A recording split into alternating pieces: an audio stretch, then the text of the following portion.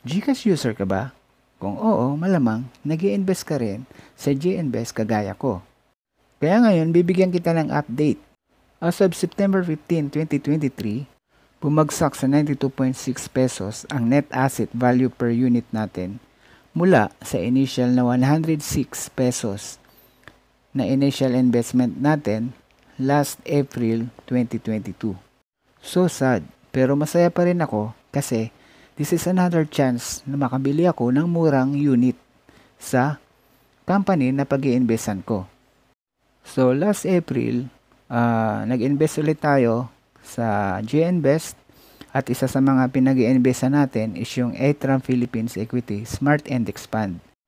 Bakit ako nag-i-invest sa GCash, GInvest?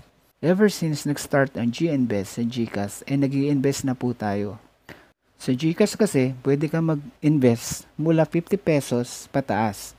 At napakadali lang mag-invest kasi gagamitin mo lang ang GCash apps mo. Basta may laman ang GCash wallet mo, pindutin mo lang ang GInvest icon at pwede ka na mamili ng mga investment product kagaya ng Atram, Equity, and Expand.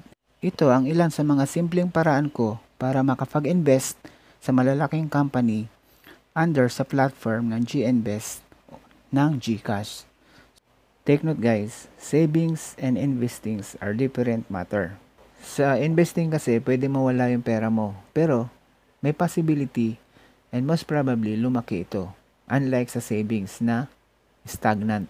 Kaya kung takot ka mawala yung pera mo, much better ipunin mo na lang sa alkansya or i-savings bank account mo na lang. Huwag mong i-invest sa GInvest or any platforms. Bye guys! Happy investing! Be wise!